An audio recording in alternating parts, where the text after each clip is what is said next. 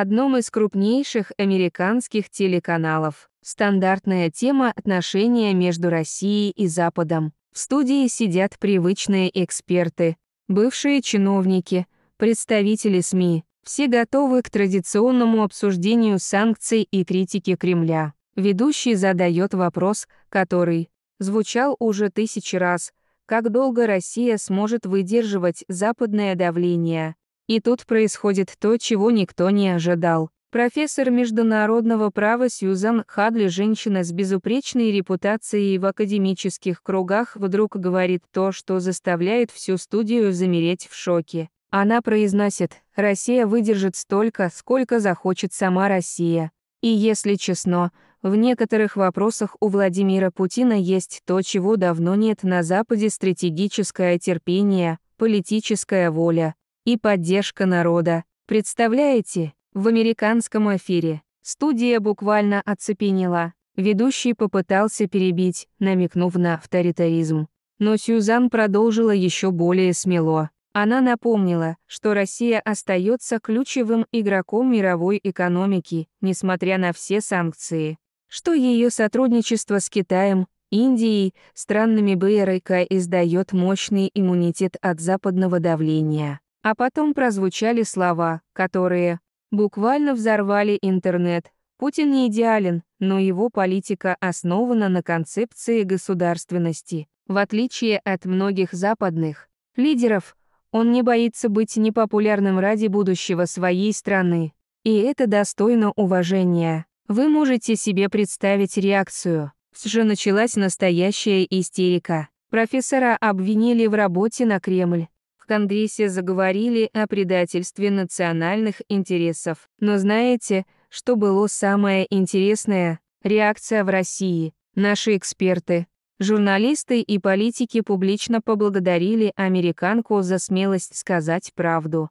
А в интернете ее слова назвали глотком здравого смысла в мире пропаганды. Тем временем в Европе политики в приватных разговорах начали обсуждать: а может, она права. Может, стоит подумать о том, кому на самом деле выгодно это затяжное противостояние. На следующий день это интервью обсуждали все ведущие мировые СМИ. CNN, BBC, даже немецкий Der Spiegel опубликовали материалы с цитатами Сьюзан Хадли. Правда, каждый пытался подать ее слова по-своему. Где-то ее называли наивной, где-то обвиняли в симпатиях к диктатуре, а некоторые осторожно признавали: впервые за долгое время с Запада прозвучал голос разума. А теперь внимание! Самая интересная реакция пришла не из Европы и даже не из самих США.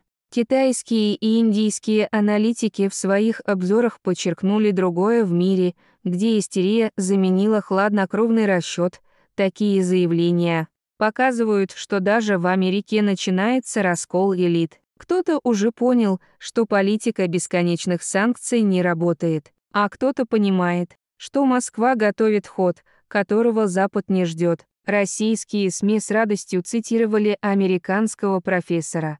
Известные ток-шоу, политические аналитики, даже пресс-секретарь Кремля осторожно прокомментировали ее слова как редкий пример объективного взгляда с другой стороны океана. Некоторые эксперты в Москве стали открыто говорить: это сигнал. США устали от войн чужими руками, и поэтому за кулисами может начаться новый торг. Интернет буквально взорвался обсуждениями.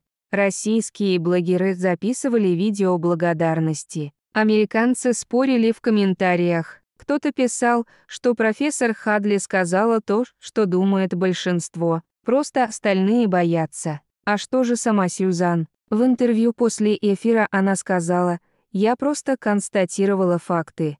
Я не за Путина и не за Байдена. Я за здравый смысл, за мир, а не за истерию». На фоне этой сенсации в Вашингтоне произошел неожиданный инцидент. В закрытом формате в Конгрессе обсудили доклад о том, что антироссийская риторика в СМИ начала давать обратный эффект. Американские бизнесмены все чаще требуют прекратить конфронтацию, поскольку экономика теряет миллиарды, а в Европе начали говорить о возможности новой встречи на высшем уровне с Россией, хотя публично пока об этом молчат. Россия внимательно наблюдает. Путин продолжает молчать, что только подливает масла в огонь интереса. Эксперты уверены, что Москва готовит неожиданный ход, который изменит всю игру. Может быть, именно это имела в виду профессор Хадли, когда говорила, что Россия терпелива и стратегична. Мир замер в ожидании. И если кто-то думает, что после этого выступления все вернется на круги своя, он глубоко ошибается. История только начинается. Буквально. Через несколько дней стало известно, что в Госдепартаменте США обсуждают возможность пересмотра ряда антироссийских инициатив. Официально об этом никто не сказал, но утечки в прессе намекали. После слов Сьюзан Хадли и волны общественного резонанса часть американских политиков серьезно задумалась, не зашли ли они слишком далеко в конфронтации с Россией. Параллельно с этим в Германии неожиданно усилились протестные настроения. Люди вышли на улицы с плакатами, на которых были надписи «Нам нужен мир, а не война». Санкции убивают Европу. Экономический кризис, рост цен на энергоресурсы, сокращение рабочих мест – все это подтолкнуло общество к мысли, что пора искать выход не в конфликтах, а в переговорах. Российские аналитики сделали выводы. Слова американского профессора стали тем самым камнем, который запустил лавину. Москва спокойно наблюдала за развитием событий, не вмешиваясь, но все чаще звучали намеки от российских дипломатов. «Мы готовы к диалогу, но на своих условиях». И тут произошло новое событие, которое стало логическим продолжением истории. На Восточно-Азиатском экономическом форуме неожиданно выступил представитель Китая.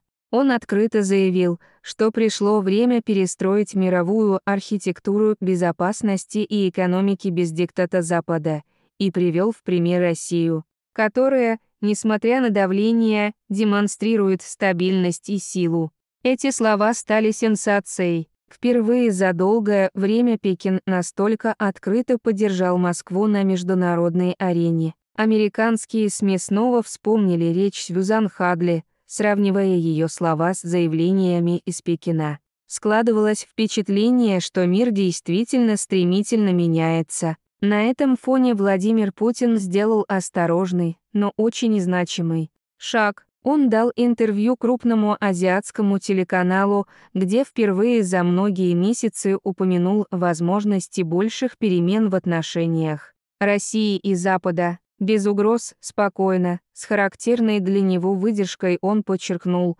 уважение к суверенитету, готовность к диалогу, отказ от политики давления – основа будущего мира. Кто первый это поймет, тот и станет победителем в этой истории. После этого интервью с Путиным западные эксперты начали активно обсуждать, что Кремль намеренно оставляет Западу последний шанс. Французские, немецкие и даже некоторые американские наблюдатели осторожно предполагали, если Вашингтон и Брюссель не изменят свою риторику, Россия окончательно повернется к Востоку, и это будет геополитическим провалом.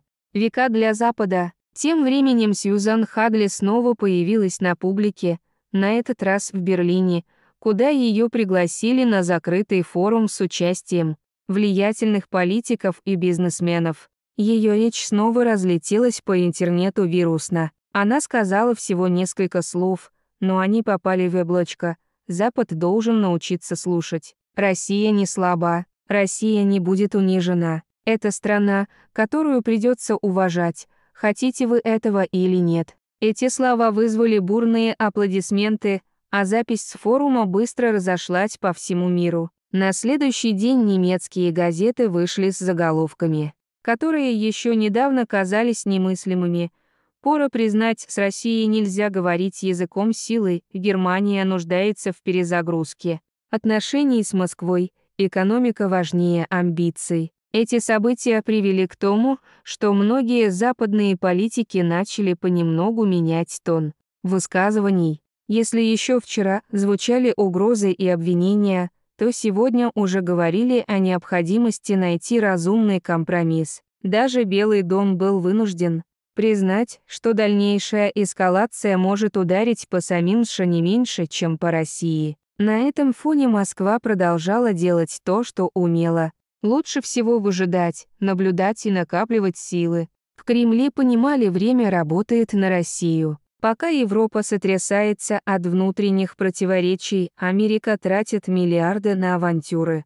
Россия укрепляет союзы с Китаем, Ираном, странами БРКС. Мировой баланс медленно, но неуклонно сдвигался. Но впереди был еще один неожиданный поворот, который окончательно изменил игру. Этот поворот произошел буквально через неделю, когда Сьюзан Хадли неожиданно для всех дала интервью крупнейшему китайскому телеканалу. В прямом эфире она заявила, что западный истеблишмент больше не контролирует информационную повестку, а мировое большинство начинает смотреть на Россию и Китай как на новые центры силы и здравого смысла. Вашингтон живет в иллюзиях времен 90-х, но мир уже изменился. Америка больше не может диктовать условия.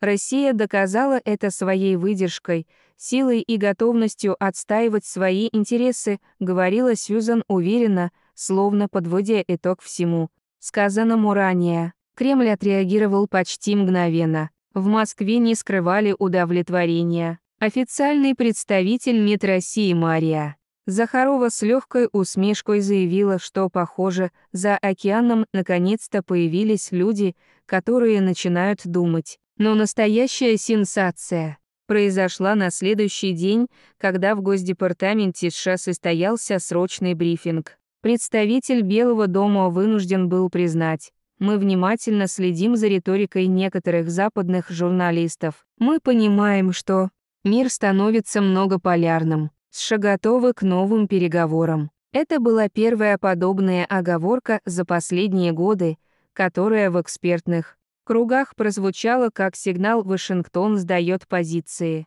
Тем временем Европа погрузилась в растущие волнения.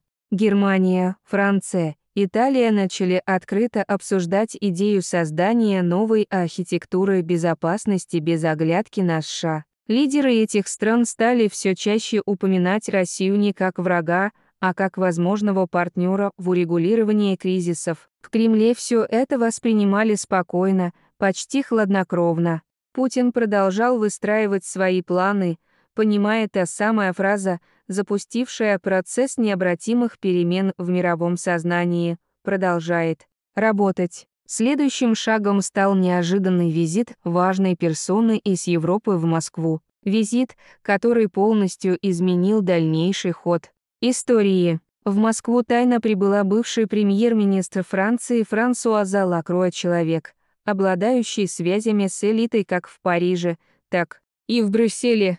Ее визит держался в строжайшем секрете до последнего момента. Источники в окружении Лакруа позже признались журналистам, что инициатива исходила из Парижа. Франция устала от конфронтации, от санкций, от постоянного напряжения, разрушающего экономику. Переговоры с Владимиром Путиным длились почти 6 часов. Официально озвучивались темы энергетики, безопасности, восстановления диалога по линии Россия-ЕС. Но в кулуарах обсуждались гораздо более серьезные вещи: новый геический баланс, признание российских интересов в Восточной Европе. В конце встречи Франсуаза Лакруа сделала короткое, но красноречивое заявление для прессы: Франция готова к новому началу. Европа должна научиться слышать не через океан, а здесь, в Москве. Эти слова стали настоящей сенсацией. В Брюсселе началась паника. В Вашингтоне экстренные совещания. Западные аналитики заговорили об эффекте домино. Если Париж начал такой диалог, за ним могут последовать Рим, а потом и Берлин. Старая Европа, уставшая от диктата США, явно искала новую опору. Россия понимала, окно возможностей открывается все шире. Путин действовал хладнокровно, без лишних заявлений, но его поступки говорили сами за себя. Следующим шагом стала подготовка нового, масштабного экономического форума в Санкт-Петербурге. Участие там уже подтвердили представители не только Азии, но и Европы. И в тот момент прозвучало новое заявление из уст Путина, которое окончательно расставило все точки над «и». Российский президент Владимир Путин, выступая перед международными журналистами в Санкт-Петербурге, неожиданно для всех произнес фразу, которая мгновенно разлетелась по всем мировым информационным агентствам. Мир изменился. Те, кто вчера диктовали свои условия другим странам, сегодня вынуждены слушать тех, кого привыкли игнорировать. Россия всегда была и будет гарантом стабильности и безопасности в Европе. Но если кто-то в Берлине или Вашингтоне думает иначе, мы готовы доказать свою правоту на практике, а не словах. Эта фраза вызвала бурю обсуждений. Европейские телеканалы в срочном порядке начали собирать передачи с участием политологов, экспертов по безопасности, бывших дипломатов. Лидеры оппозиции Германии обвинили правительство Шольца в том, что оно завело страну в политический тупик, оттолкнув Россию и поставив немецкую экономику в зависимость от Вашингтона. Но самое интересное происходило за закрытыми дверями. Франция уже начала подготовку к восстановлению экономических отношений с Москвой. Италия, Австрия и Венгрия на уровне министров иностранных дел инициировали срочные консультации о возвращении к диалогу с Кремлем. Тем временем американские СМИ в отчаянии цитировали анонимные источники в Белом доме. Байден проиграл большую шахматную партию Путину.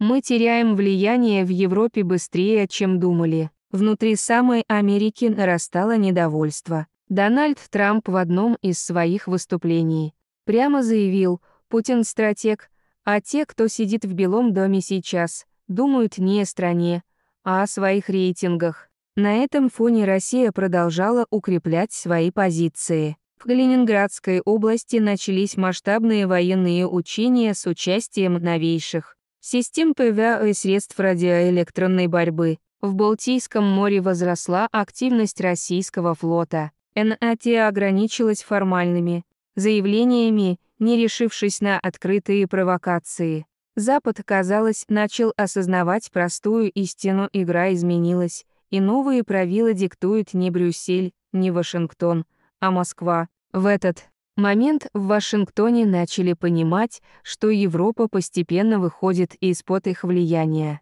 Внутренние разногласия между Германией, Францией и США становились все более очевидными. Германия в закрытых переговорах дала понять, что не хочет быть первой мишенью в возможном конфликте с Россией. Шольц начал настаивать на возобновлении диалога, несмотря на недовольство США. Французский президент заявил, что миру нужен новый баланс сил, а не новые санкции. Италия и Австрия поддержали эту позицию. Польша и Прибалтика нервно молчали, понимая, что попали в ловушку собственной риторики. Россия продолжала наращивать экономические связи с Китаем, Индией, Турцией и арабскими странами.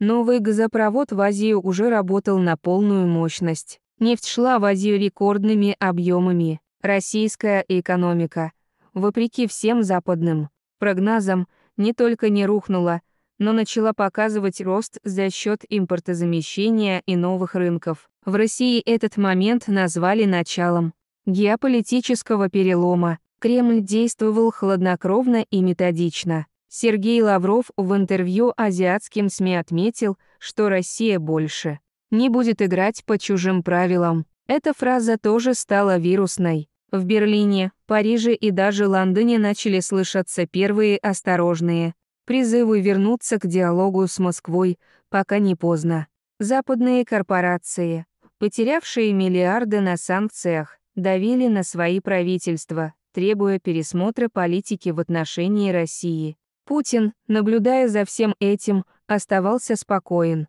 Его стратегия сработала. Европа начала понимать, что Россия не враг, которого можно сломить санкциями или угрозами. Россия – игрок, без которого невозможно построить безопасное будущее континента. Финальную точку в этой Громкой истории поставила закрытая встреча в Берлине между представителями России, Германии и Франции. Вопреки ожиданиям США и Британии, стороны не стали раскрывать детали переговоров для публики. Однако утечки в западной прессе дали понять, что Германия готова рассматривать новые соглашения с Москвой по вопросам безопасности и энергетики. Немецкий канцлер в своем выступлении сказал коротко, но выразительно: «Мы не хотим войны в Европе, мы хотим стабильности, а стабильность невозможна без России». Это заявление стало шоком для Вашингтона, поскольку подобные слова буквально перечеркивали весь курс последних лет.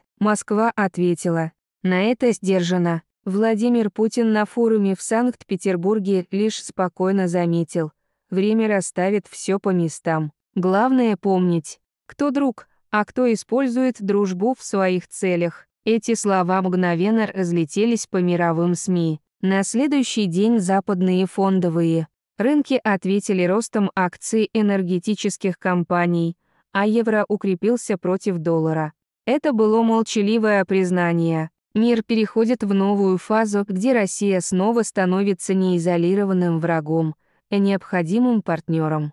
Друзья, вот такая невероятная история разворачивается на наших глазах. Одна фраза американского профессора запустила цепную реакцию, которая меняет весь мировой порядок. Что будет дальше, покажет время, но одно ясно точно: мир уже никогда не будет прежним. Россия доказала, что стратегическое терпение и принципиальная позиция всегда побеждают истерию и давление. Если вам было интересно узнать об этих невероятных событиях, поставьте лайк и подпишитесь на канал. Впереди нас ждет еще много удивительных историй о том, как меняется наш мир. До встречи в следующих выпусках.